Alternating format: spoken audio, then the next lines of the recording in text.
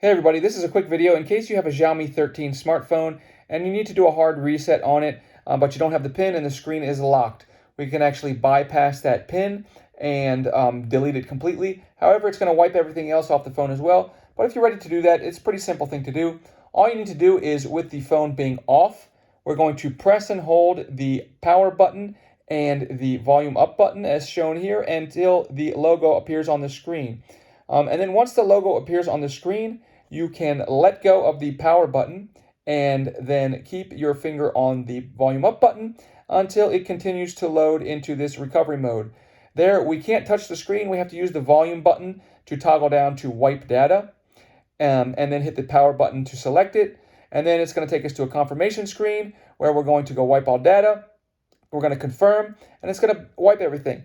While we're waiting for this to finish, I'll tell you, if you're looking for 200 free bucks, Chase is giving away $200 just for signing up for a credit card. I'll put a link in the description. There we go. It'll reboot like it did when it came out of the box.